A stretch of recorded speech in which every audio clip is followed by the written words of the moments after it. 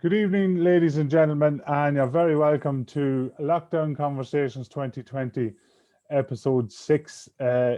It's a rough wintry night out there, so it's a good night for the drama fix. So I hope you're all sitting by the fire, nice and comfortable and chilled out, and have the kettle on, and maybe a cup of tea or maybe something stronger with you.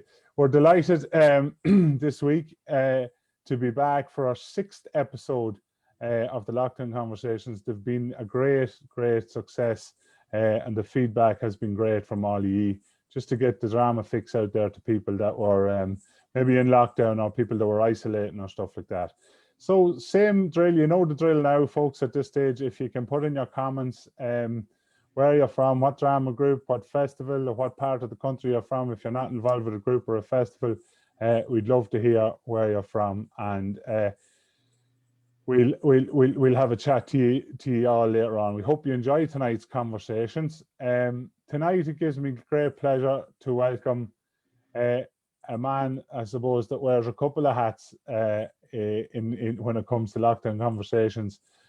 Michael was the winning director of the Claregalway Confined Trophy in 2014 in Clonmaris, and he also wears the hat of the ADCI chairman. Michael, you're very welcome.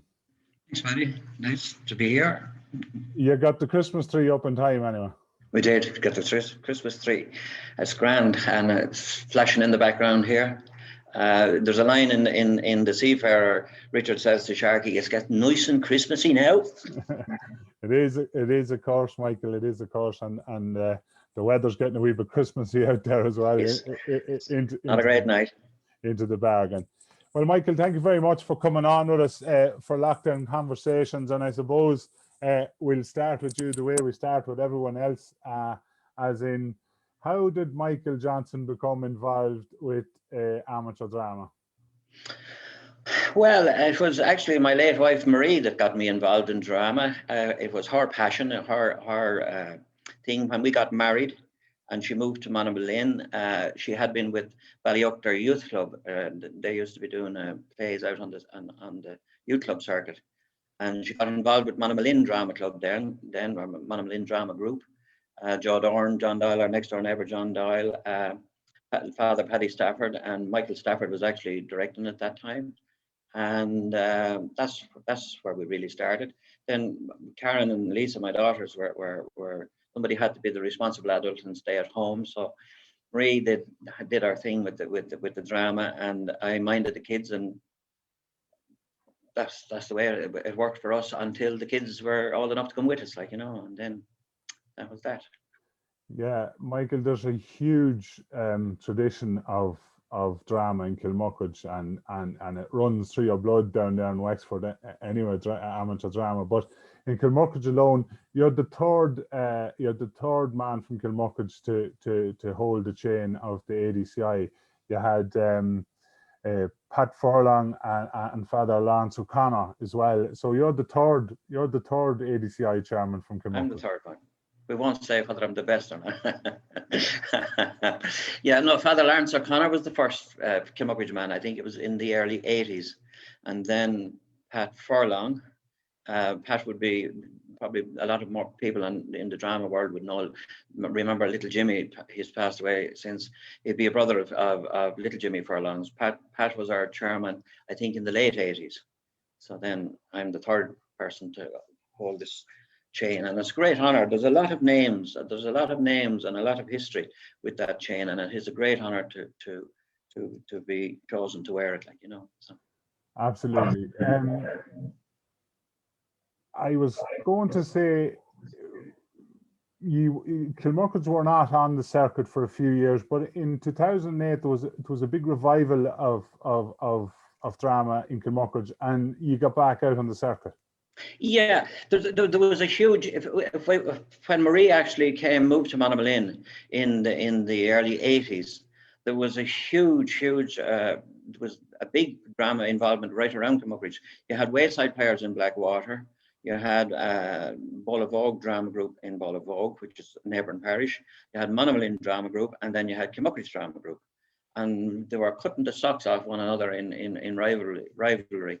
And that time, the festival in Kilmuckridge used to be, it was pre the fire officers' time. It used to be jammed, absolutely jam packed, with the local rivalry that was going on with those four groups.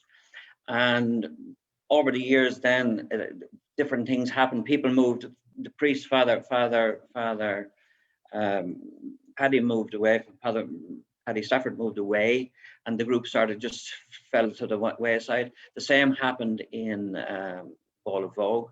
Another brother of Father Paddy Stafford's, I can't think of his first name, Father Frank Stafford. He actually moved, and I think I'm right and correct in saying this, that he was instrumental in setting up the Unclody Kilmichael group. I think he moved to Kilmichael, and himself and Pat Connington got involved in the new group up there that are going very, very strong at the moment. But back to Kilmuckridge. The wayside players, then they go out. They're out currently, but they come and go. And the Kilmuckridge group started disbanded a little bit, not disbanded, but just an interest started waned a little bit. And for the 50th anniversary, the festival, I think it was in 2008. Our festival is 60 odd years old. It was decided to get a bit more interest back in the festival. Numbers were waning a little bit as well. That a local group had to be involved. So there was a big push for the 50th festival anniversary that there would be a local group in it. So Kilmuckridge Drama Group reformed in 2007 for the 2008 season, like, you know. Mm. And that's Marie then joined Kilmuckridge because Monaghan was disbanded, and I joined it as a helper, because that year we did a big play. It was the Plough and the Stars. Andy Doyle was the director, and I was asked to join to give a hand to change the sets, because there's loads of scene changes. And Andy was there one night. I was there, and he was scratching his head, and he was Andy Doyle, the director, and there's a bar scene in it, and setting up the bar was a problem. Well, it was setting up the bar wasn't a problem. It's changing the bar. It was taking a lot of time to change the set, and he was really worried because it was taking too long to do that. So I just happened to say, "Can the bar stay there?" And he said, "Yeah." And I said, "Well, why don't you make it flat and just put it over the bar?" And so you just lift the flat onto the bar, and thing. So there's a wise saying, you should always keep your mouth shut. So when I said that, I was promoted straight away to working on the set, and which I didn't mind. And that's how I got started at that end of it. And then we needed someone to do lights, and I was promoted to lights, and all this was within a month of joining the drama group. So myself and Billy McCreary did the lights that year with the first year we were back out as a reformed group in 2008. We got to the finals eventually got to the finals in Strabane that year, I think it was. Yeah, and you were set builder for a few years. That's right. Some fantastic sets. I remember here in 2012, the Gypsy Riding. It was an animal of a set, but I remember yourself and Jason Chalk won an award for that here in the finals in 2012. Yeah. Yeah, that was very interesting, because poor old Marie, that was actually the year that Marie was killed. But before we went up to Sherbrooke, we were going up a night early. I think the 39 steps were on the night before us, and we wanted to see this 39 steps because we had heard all about it and everything. But we went down to the beach to collect some pebbles and stones, you know, just to have and some little plants and everything. They have them fresh for the set, you see.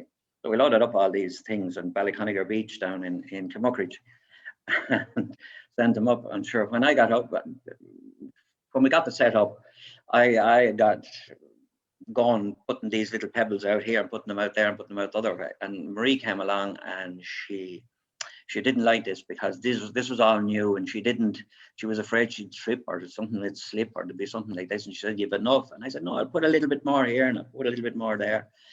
And all along, Andy had wanted, Michelle Burton was playing a part in that play as well. And he wanted the wind. When she goes over and she gives one of her monologues out to the sea as such, which is out to the audience. And we put a fan, we got this fan. This was the first time we had used this now in Shercock at the Ireland. And we put it out on your wing, and we had a flat hiding the fan. And it was working perfectly, but now you couldn't get to this, you couldn't get out onto the wing after this. Yeah. Once we had put it in place. And the fan vibrated around anyway, and it started to, it was an oscillating fan, and it just made this noise. It was sort of, and it was a whoosh when it came in against the flat, and there was nothing we could do. And Marie was getting very worried because she was out at the back about this new sound and this, that, and the other thing. So I said, don't worry about it, everything will be all right. Everything was grand. The play went ahead, everything was grand. And Walker, yours was the adjudicator that year. And Marie came around for the adjudication. Then we were standing in just where the rock was. There was a rock position. And Walker got up and he said, wow, what about this set? Like, and he says, look at the detail. And he pointed to all the little stones and the little bits and pieces. And Marie, I was giving Marie a dig. But when it came, and he said, they had this lovely sound. He said, I felt I was at the beach. He said, because there was this, every so often, he says, there was this noise that came along. A little did he know it was the fan had swung around, but it worked. That was a fantastic set, yeah. Well, now Walker, if you're on tonight, you know what the noise was. So then, Michael, you came on then to become director then in 2014. Yes, Andy had been the director from 2008 until 2014, and he had said all along he wouldn't, and we encouraged him to do another year, but eventually he had other plans and other things. So Marie Butler was actually the secretary at the time, and Marie was at our group AGM, was sent off with the task of finding a new director. And there was a few names came up, but nobody was, it's not that they weren't interested, they hadn't time to do it, and she came back to me a couple of times saying, I can't get anyone to say yes, and she said, you may do it. And I said, well, no, I won't do it. So it came to the stage then where we couldn't, and it was getting near time for it. So I made an agreement with her. I said, well, I tell you, if you will act, because she wasn't on for acting that year either, so I said to her, if you'll act on the stage, I'll be the director. So to get a yes out of me, I got a yes out of her. So then I had to go find a play with a strong part for Marie, because Marie's such a good actress. And I found The Weir, and a lovely play. I didn't realize it was as good a play until I got really into it. It's a lovely, and it has proven itself over and over again.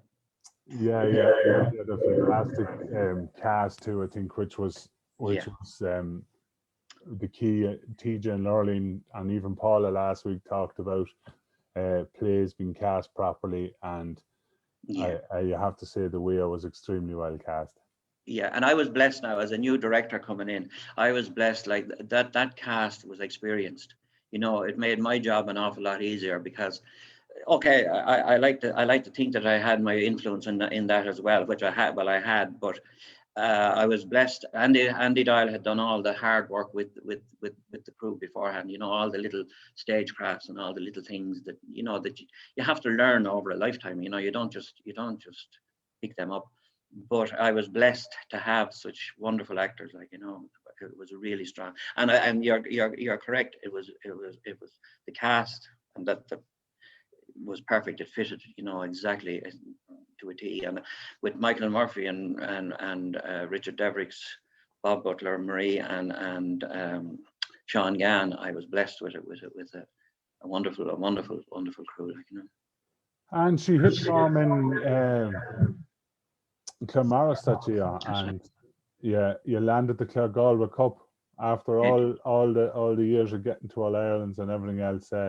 That had to be a great feeling, and especially for everyone that's involved with Kilmucker's Drama and Kilmucker's Drama Group, for a small area in Wexford to land the All Ireland Confined Prize. It's a massive thing. It was. The emotion on that stage that night was unreal, because there was people there. that had been traveling with the group for 50 years. The group is out a long time. It has just reformed in 2008, but they were out in the early 70s, in the late 70s, and sorry, in the 80s and 90s. But people had been traveling around for years with the group, and just the emotion. The older people that had been there, as I say, had travelled with the group for 40 years, and Kilmuckridge is blessed with a great following. Like when we go to a festival, and especially when we qualify for All Ireland's, we have a very strong, loyal following that come to support us on the night, and they were there on that night.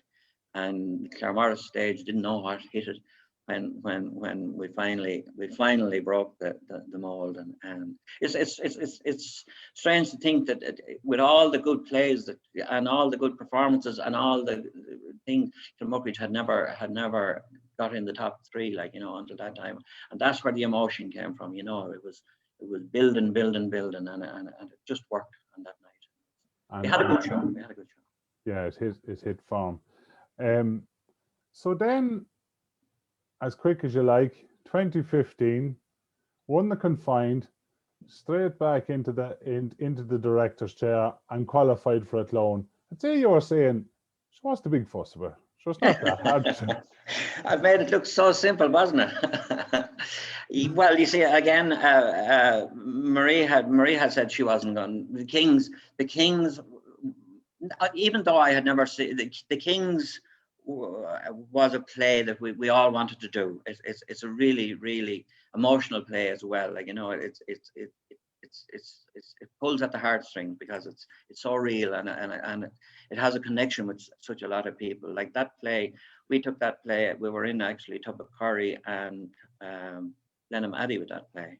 Mm-hmm. The reaction from the audience, from people that didn't know us, like, I don't mind the local people in Kilmuckridge and places that know us, but the people in those places that didn't know us, and they came up and they congratulated us for such a good show, but the play really, they had brothers, they had sisters, they had people, they knew fathers and uncles that the Kings portrayed exactly what they were. Like, they came back from England, and they came back from putting on a big show, but they hadn't. They were just, it's a lovely. It's a sad play in many ways, like, because it just shows what can happen when you take your eye off the ball. You go over as young people, full of life, and you enjoy what a big city gives you, but you end up in your latter days too old to work, as the song says, too old to work and too young to die, like, and it's just, it's sad, and that year actually. You might remember that was 14, wasn't it? The Joe Duffy show. Somebody had contacted the Joe Duffy show, I think in July of the previous year. Somebody had died in England, and they were trying to trace his relatives, and eventually they found a connection with somewhere in Galway. It wasn't too far away from Glenamaddy. But the funeral for that man had been in February, just before, and it was really, people even commented on that, like, that it was one of the Kings coming back to. It took them 6 months to find this man's relative, like, but he had a huge funeral in whatever part. It was about 20 miles from Glenamaddy, I think, at the time, and it was a real eye-opener play, like, extremely poignant play.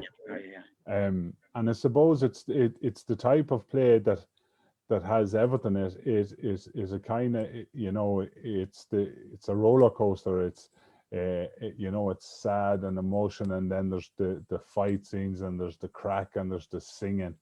But I suppose what worked again for you, Michael, was the cast. You had a very, very, very well cast. Yeah, I had a new man on, Barry O'Leary. He played Big Joe Mullen in it, and that was Barry's first year. But yeah, again, I had Richard and Michael Murphy played Gate. Richard played Jap, and Sean Gann, he played Marcin. Yeah. And Gerardine actually. He was new that year as well. He played Shay, and yes, they were a very strong cast. Very good, very good. Yeah. So after that, Michael, and getting to Athlone and everything else, it's a kind of tough then to keep up and keep qualifying. You picked an unpublished play the following year with a younger cast, more so bringing new people into the group. And I remember seeing Kate Devericks on the stage for the first time. In the first time I had seen Kate on the festival circuit, and I thought she was great. And also Mairead as well. Yeah, great. And you had a young guy, Dara, was it? Dara Kinchley, yeah. Yeah, and loads of great people, and you had Richard there, I suppose. The owl stock to back things up. It was an adventurous thing to do, I suppose, to take out an unpublished play, but you went ahead with it and probably learned a lot from it, Michael. I learned more with that play than any other play, to be honest with you, because the play fought against itself, and I hadn't. This is where the experience comes into it. I'll just go back. We had done the Weir, and then we had done the Kings, and those were two small cast plays. And at the AGM, at the group AGM, it was suggested that we might do something to involve more people. So I was sent away to think about that. So I said, okay, and I routed around to find some plays to see could I, and I found this one, and obviously you have to cast a play before you can do a play. You have to be able to cast a play. So I knew roughly who I had. Like I could fill in a few, but I knew I had a core of people, and I knew young Kate was itching for a part, like, you know, Richard's daughter, and Kate Devericks, and I found this play that had a part that would suit Kate, and then I filled in, as I say, and Mairead Cummins, Mairead Hamill. She was originally from the village, but she was living in Wexford. And Mairead, I contacted Mairead, and she hummed and she hawed, and then she came. And sure, the rest is history. She's with Castlebridge now, which suits her because she's nearer to Wexford town. Yeah. Mairead was terrific. But yeah, and that play, the ending, it was a lovely play to do, but it had all these. The problem with it, and the problem I couldn't solve, was you built these lovely scenes, and then there was a change of venue. Like, you know, you're either outside the church, and it sat down again, and it was episodic really, rather than it flowed, like, you know. But I got so much from adjudicators that tried to fix what was wrong with it, and not to fix what was wrong with it, but give me ideas as to how to fix what was wrong with it, and that's what I say. I learned more listening to adjudicators from that play, like, you know. Yeah, it was a learning curve. It was a learning curve. But I don't regret doing it. I don't regret doing it because of all the new people, like Dara Kinchley. It was terrific in that. Like, he played the soldier, the boy that had been killed. He played that part, and now Dara went touring the world after that. But that's he will be back. I'm sure he will be back to the drama again, like, you know. Yeah, and it was great to bring them new people and the younger people. And as I said, Kate was fantastic in it, and of course you had Richard there, and a couple of the older stalwarts to back the thing up. So 2017, Karen decided to get married, and Karen and Damien were getting married that year. So you took a back seat, and then Michael Murphy came in to direct.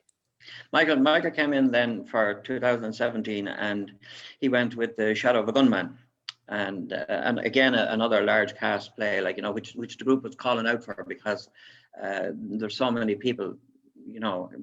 We're blessed to be a strong group, like, you know. So he put The Shadow together, and he took that out on the circuit for 2017, and had relative success with it. Yeah, and a big cast play again, you know what I mean? A big undertaking, and come then from, you know, 3 or 4 years acting in plays, then to coming in as director. So it was great for Michael, I suppose, to see the other side of acting.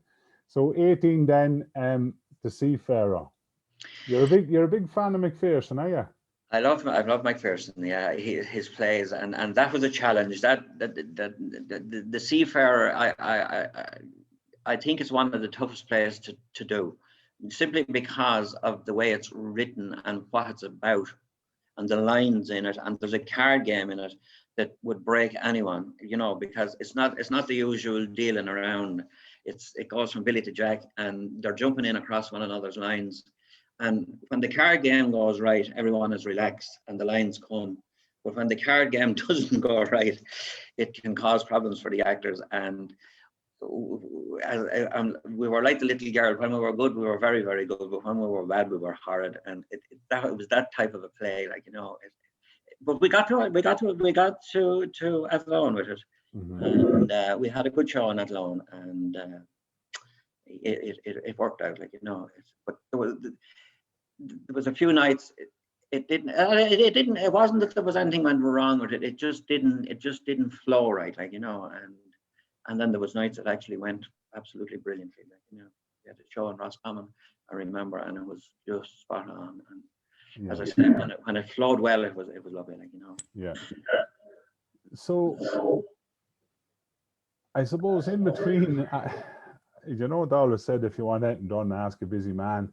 In 2015, Kilmuckridge hosted the All Ireland Confined Finals down there in Kilmuckridge. A fabulous week. There's people still talk about it, and a massive committee, Michael, was gathered together to run that event. Yes. Now, I'll just go back a little bit there. I'll go back a little bit, Paddy. I'll give you the background as to my involvement in it and why. In 2011, the group for different, we used to hold a variety night in Sean Oaks in Kilmuckridge to raise funds for the group. And as I say, Marie, my late wife Marie, and little Jimmy, God be good to him, and myself, we were bringing the hall in Kilmuckridge had been revamped in 2010, and we had borrowed some of the plywood out of the hall to use up in Sean Oaks as for to mask off the acting area. And we were delivering it back. We were bringing it back, putting it back where it was, and there was just plastic across where the stage was. And Jimmy and Marie and myself, the three of us, were looking down into the big hall, which is where the stage is now, down into the dressing rooms. And Marie said to Jimmy, she said, it'll be great when we get this. And like Jimmy had been a lifelong member of Kilmuckridge Drama Group, or Kilmuckridge Drama Festival and Group. But Jimmy said, well, as soon as we have that done, he says, we'll apply for the All Ireland and we'll surely get it because Kilmuckridge are doing All Ireland. He says, they've always ran a great festival. So that was in probably January 2012. Yeah, it was after Christmas, I think. It was either just before Christmas or just after Christmas. Yeah. And Marie actually, one of the last things she had done before she was killed was she had applied to the May meeting in Athlone or in our Leinster meeting to host the All Ireland finals in Kilmuckridge, and it was accepted by Leinster. And in the meantime, Marie was, as we all know, unfortunately, was killed, and little Jimmy passed away. So that I was the last one left that had been looking over the where the stage was that time, and I took it on. I shouldn't say it was flagging, but it needed energy, and this was something I wanted to do for the two of them, especially for Marie, but for Jimmy as well. So I grasped it the neck, and away we went. And as the lad says, the rest is history. But you referred to the committee there. There has always been a very, very good committee in Kilmuckridge, a very strong committee. Now, you wouldn't see them at the meetings. When there'd be a meeting called, there might be only 5 or 6 there.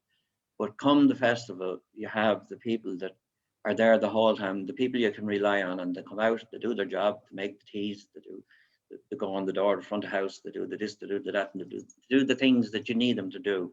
And then for the meetings to disappear, you wonder where everyone is, but they're there and always have been there and always will be there. There's a strong core at the back. And I'm sure many drama festivals are the same. It's something. Yeah, But yeah, so fantastic success 2015 was. yeah. So then that, I suppose, when you got the feeling for that, you were going to be 60 years together, and you applied for the One Act finals then for 2019. Yeah, but we were on such a buzz after such a great finals, and it was a huge great finals. I remember Bob Butler's after club in the thing was legendary. Everybody's still talking about it, like, you know. And it just happened. It just worked on the night, and the hotel, it's the Upton Court Hotel now, lent itself to it because it's part of the village. You know, we were all in it together, as the lad says. Mm-hmm. But yeah, we were on such a buzz. We knew our 60th anniversary because 1958 was our first festival, and 18 would have been our 60th. So I just put the idea out there that I would see could we host the One Act finals for 18 if they were available, like, you know. And I think everybody had such a good time in Kilmuckridge in 15 that there was no persuading anyone. Everyone wanted to get back to Kilmuckridge for another go, and yes, it was a huge success again. The One Act finals 2 years ago now. Yeah. So then you were heading for the chair and for the chain that you hold now. And when that came up, you stood down as director, obviously enough, of Kilmuckridge Drama Group, and Anthony O'Connor took over. That's right. Anthony had come back to us. I had persuaded Anthony to do a part in Where He Lies. He was actually the priest. If you remember, he was in a wheelchair. Well, he was supposed to be in his 90s, so we put him in a wheelchair just to make it look more authentic, like, you know, or to age him more, as the lad says. But Anthony decided he was going to have a go at directing, and a great job he did too, because he came out 2 years ago now. Is it yeah, it would have been 18? No, 19. In 19 with The Righteous Are Bold. Mm-hmm. It's an old play that people knew from years ago, and he had a great cast in that. And Hannah McNiven, she played the leading part, the girl in it, and she was absolutely fabulous in it. But yes, and Anthony qualified for the confined finals in Doonbeg with The Righteous Are Bold. Something that I admire, and maybe, in my opinion, and it's only in my opinion, that maybe some other groups maybe could take a look at doing, is Kilmuckridge decided to go back to the confined section, Michael. I thought that was a very noble decision by the group.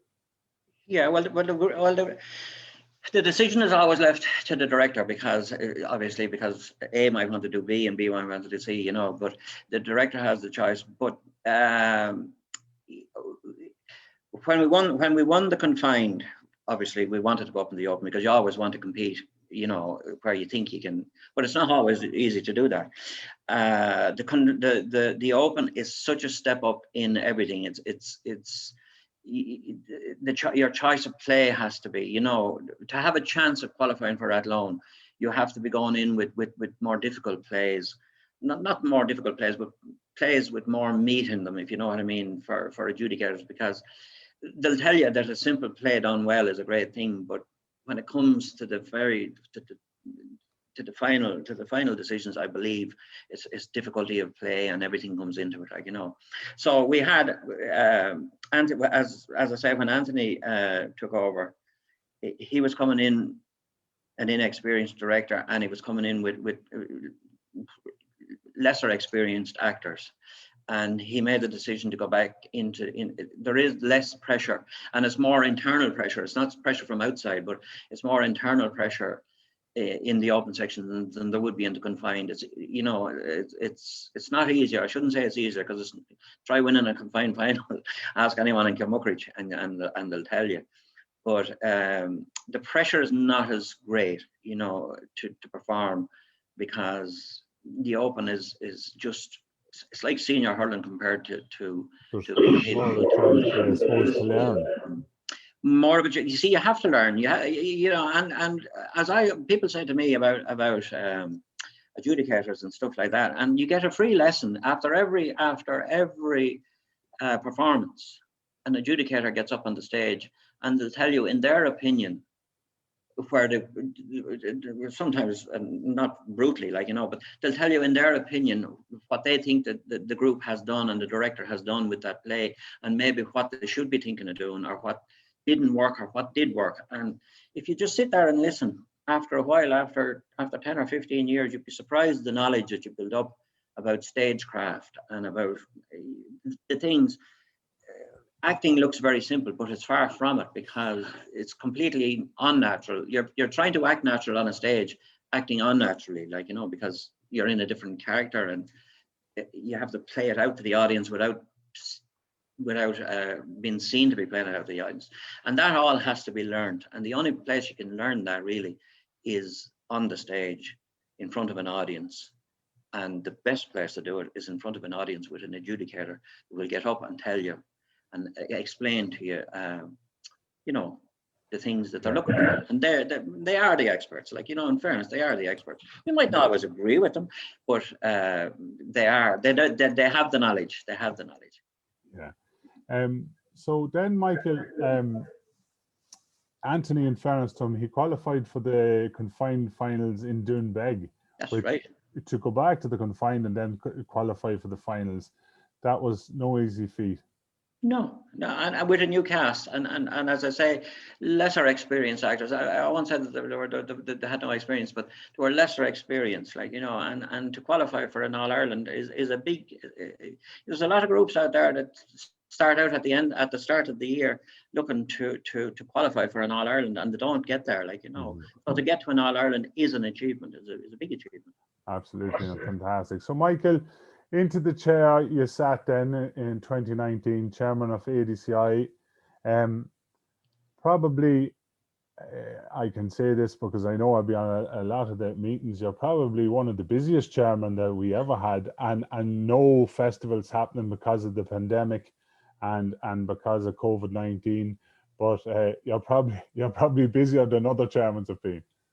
It has been busy, and in fairness, the NEC have been busy because, as you know yourself, we were putting together an alternative. You know, we were trying, and every time we get something started, COVID comes back to dampen the day. Like, you know, maybe after Christmas there will be a possibility of something happening. Like, you know, we don't know, but we put a lot of work in September into coming up with an alternative plan to see how we could do things. And it's all very well. Everybody's talking about theatres opening and stuff like that. That's grand. You can sort that because you can socially distance people in the theatres. You can put them in seats 6, 9, and 12 and things like that.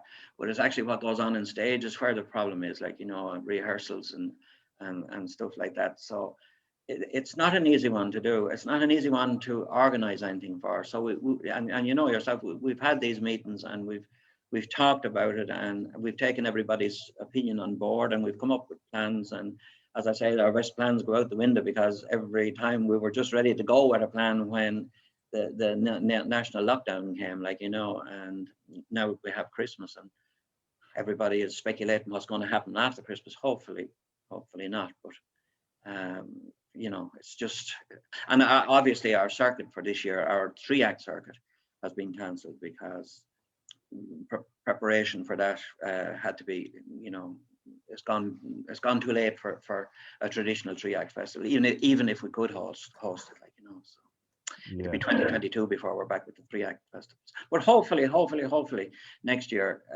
now if the vaccine proves successful and things relax after in the new year, that we will be back with the 1-act festivals in October next year. You know, that would be a great achievement if we can do that. Like, you know, we can salvage something.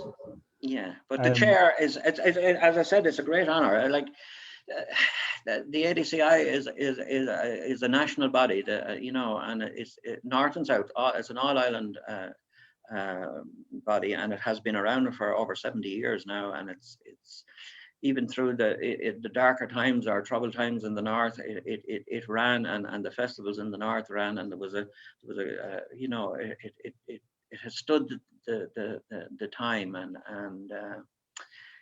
it's a wonderful organization. I have to say, it's a wonderful organization, and being a member of a drama group and being a member of a drama festival in the winter months, it's great, like, you know, because it's something. Not everybody hurls and not everybody plays football, but you can do your thing on stage, and you can help out backstage, and it's a very sociable event as well, like, you know, because you meet up 2 or 3 times a week, especially during rehearsals and stuff like that. It's great. It's great. Yeah, great organization. I got away from the chair there, didn't I? You did. So, Michael, I suppose on the night that's in it, on our last episode of the Lockdown Conversations, I suppose I want to thank you very much for coming on. I want to thank all the people on: Seamus O'Rourke, Irene Kelleher, Lorleen and TJ Duggan, Paula Dempsey. I'm leaving out someone, and John Travers, of course. With the 6 people that agreed to come on to do this episode with me, these lockdown conversations. It was an idea I came up with, and I approached the NEC, and I want to thank the NEC, the National Executive, for allowing me to do these. I think they maybe just give I had great feedback personally from them, and I enjoy doing them. But I had a few people just contacted me personally. They were locked down and were in they were self-isolating and stuff like that. So they got a great old buzz out of them. So I want to thank yourself, and I want to thank the NEC for letting me do these conversations. I'm going to interrupt you there, Paddy. Just before you wrap it up there, can I say a few things? Yeah, walk away. Yeah, I'm cutting across you there, but no bother. Again, it has been great. What your conversation, lockdown conversations, have been a huge success, Paddy, and congratulations to you. You came to me with the idea. You said to me the idea, and I said yes, by all means, run with it. It'd be lovely, and it has turned out to be a huge success. And I'm honoured for you to ask me to be on it, and especially on the last one. But that's where I'm coming from. Just before we wind up, I would just wish a happy Christmas, especially to my NEC members, of which you're one. But there's 18 members of the NEC, the National Executive Committee of the ADCI. I want to wish all the festivals a happy Christmas. It has been a torrid year for festivals.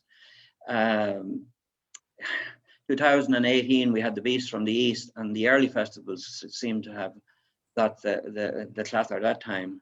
This time, the early festivals, I had the honour of opening Newton Stewart was one of the first festivals. Our own festival, Rush and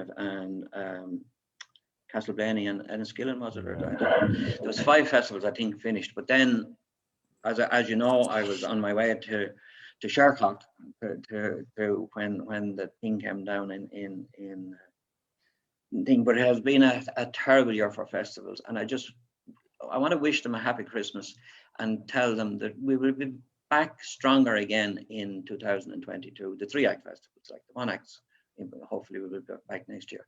But I just want to wish everyone a happy Christmas, and a new year is coming, and new things will be happening. And to our adjudicators and so, you know, some of the festivals are big to adjudicators. You know, they're part of their income, and it's been a bad year for them as well. Like, you know, to our sponsors, like, okay, we have RTE and Bostik. They're the main sponsors for our Open and Confined festival. But around the country, all the festivals have major sponsors and nightly sponsors and patrons and programs and stuff like that. And without them, our festivals just wouldn't go ahead. And I'd love to wish them a happy Christmas as well, and more importantly, a prosperous, healthy, wealthy New Year as well. And everybody out there in Dramaland, and especially any of our members that are frontline workers, thank you on behalf of the ADCI and of everyone for the work that you're doing and everything. And I just say, Anola Huna Div Galer Slán. Thank you very much, Michael, and thank you for them very kind words. Next week, there is something next week. So Next week, live here at 7 o'clock and on the ADCI Facebook page and on the DLI page. The Joint Committee of the ADCI DLI will be announcing the winner of the Playwriting Award. The Playwriting Award was a major success this year in lockdown. We had over 58 entries, which was a massive success. There is 8 highly commended pieces decided by the adjudicators. The adjudicators are Walker Ewart, Trish Keane from ADCI, and Anne McIntyre from DLI.